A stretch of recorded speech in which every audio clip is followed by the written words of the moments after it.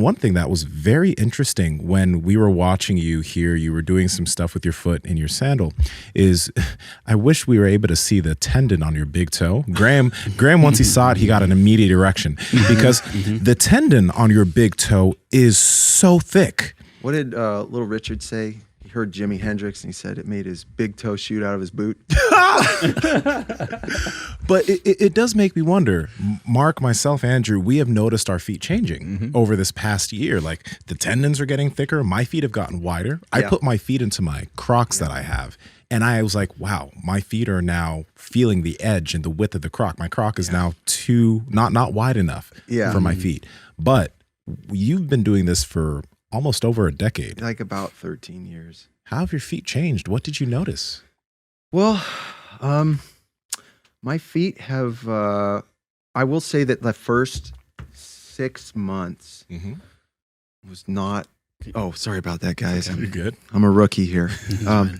So the first 6 months were, my calves especially were just like on fire. Like everything, I was tight and I was tense and I was on the verge probably of tearing a muscle, like every muscle in my leg. And I did this at 30 years old. It was just like, oh, this is something I got to do. And I just absolutely loved it.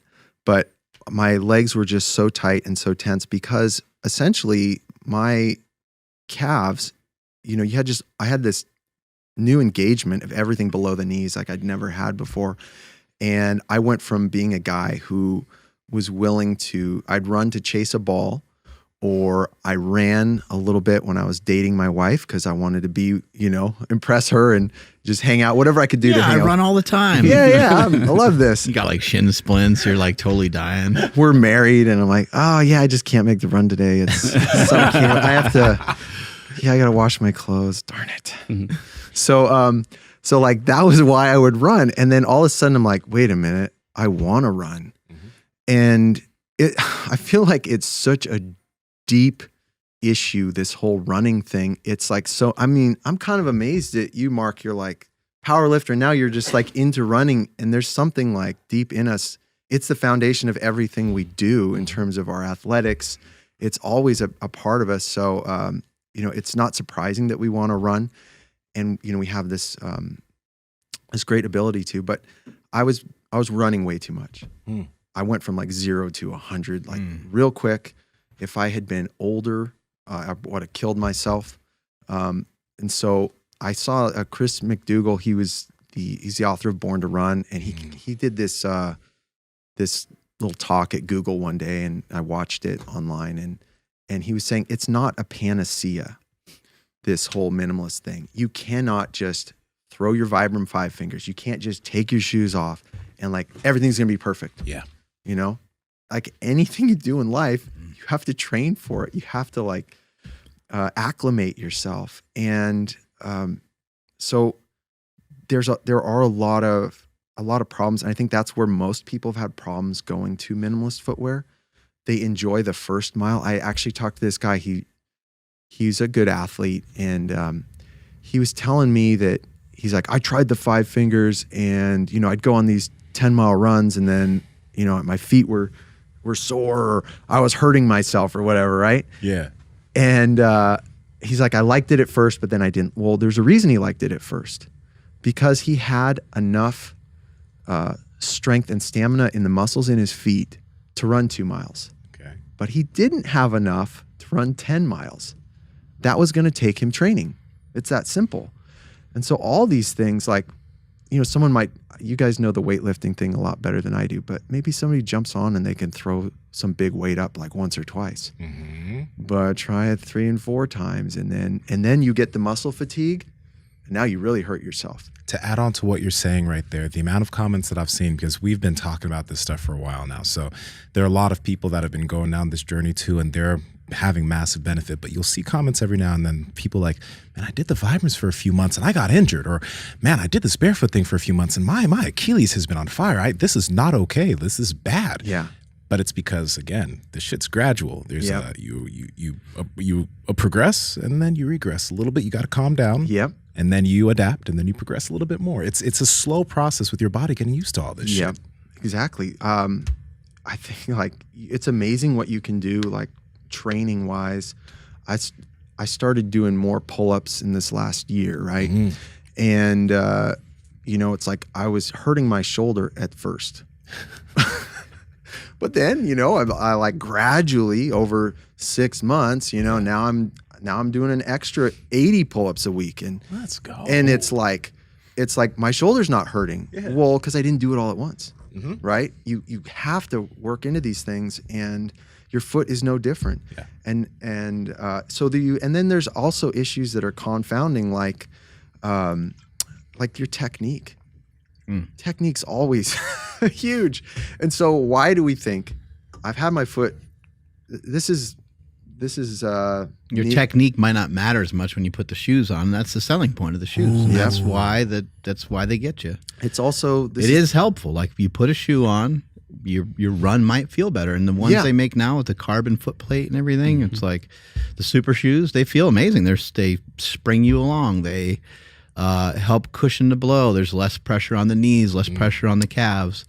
But if you return to, you know, other forms of shoes, other types of shoes, you'll notice you'll get, the way I look at it is like, I don't view anything as necessarily being good or bad. I just view them as being different. Like if I want a different training stimulus, I'll hop back into these shoes. If I want a little bit extra spring, I want to see if I can cut back my time. Maybe I will put, I have a pair of Nike Alpha Fly. My foot does not fit very well in it. So it's really rare for me to put it on at this point, because I'm like, I don't want to take any steps backwards. I want full access to my feet, because I think one thing that some people are missing, like there's people listening to this show right now, or may have already tuned out, and they're like, I don't have any problem with my feet.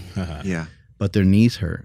Their back hurts. Their hip hurts. And it's like, if you investigate the feet, you might find that you're going to notice some relief upstream. So I think a lot of people aren't maybe paying attention to some of that. And when we had Anya on the show, she was mentioning that her beginning stages was to just simply, I think, not wear shoes inside the house. That was her first step, because she was in so much pain. And I know there's people listening that are probably in similar pain. They got to put on sandals or slippers or something like that just to walk in their own kitchen. And that's when you know that there's a problem, and it doesn't take Hokas, and you don't just keep stacking up a bunch of foam underneath your foot, which is a logical thing to think about. It does make sense. And I know that some people do get relief from that, and that's great. But again, if you investigate the feet, if you can help strengthen them, and what I like about your product, the Shama sandals, is that it's a way to like train your foot just while you're on a walk. And so, like, you know, why not? Okay, maybe you're not used to the way they look. And maybe you're not used to. Is there something wrong with the way they look, Mark? Yes. Jesus Christ 11s?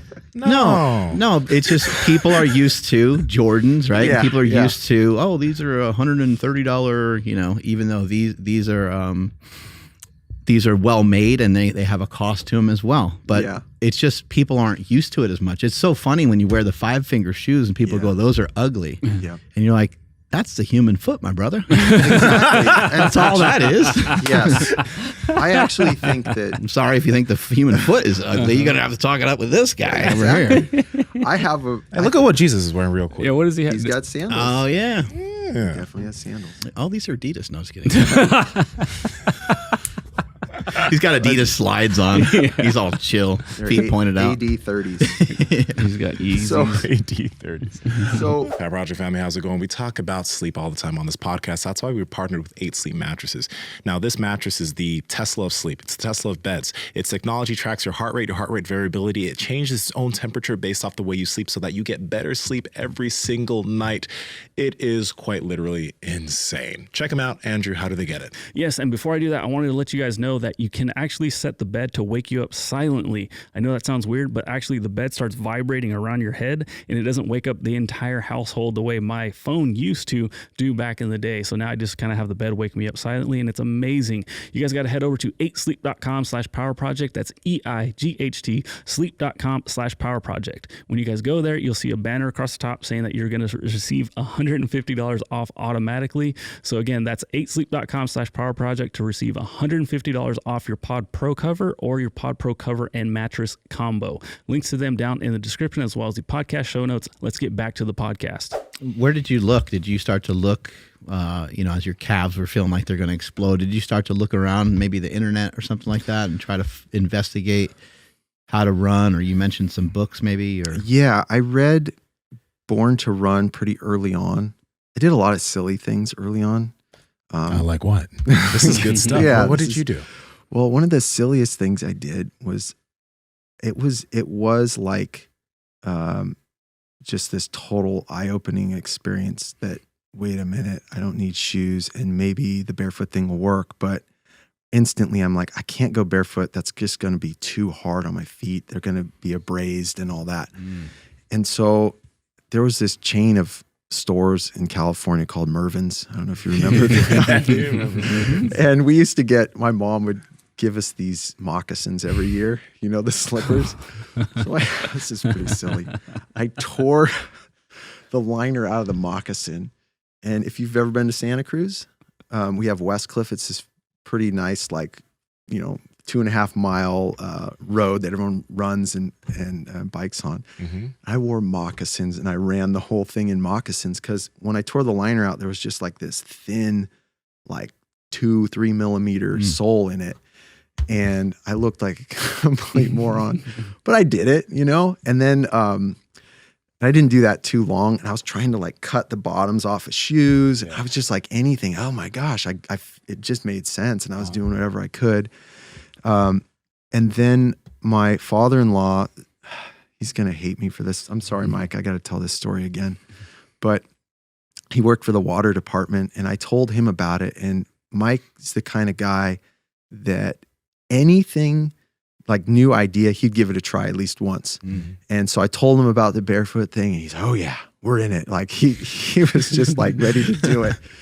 And so he went online and he found out how to make the sandals from scratch from some paracord at the hardware store. So he bought some, he got the little punches and he figured out how to do it. And he used to work for the water department and he brought home this clamp. They used to put this rubber clamps on a big hose or big pipes to keep it from leaking. And so I like to say he stole it from the water department. He made me a pair of sandals. He hates that though. He didn't steal it. He just borrowed it. Yeah.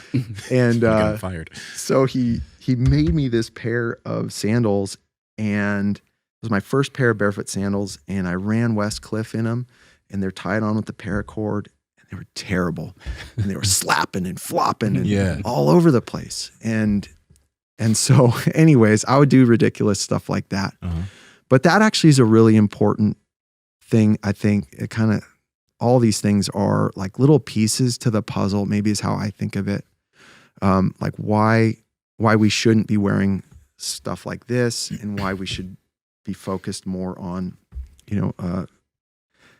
it's funny, a lot of the shoes that are out there they could be all right if they were just changed 20%, 30%, Yeah, they won't be. specifically widened, right? Yeah. It's wider and hard just would it not be? a raised heel. And we don't need to get too mad about it at that point. Right? Yeah, totally.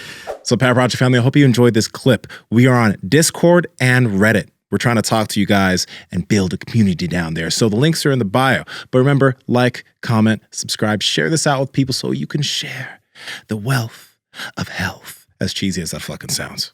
Peace.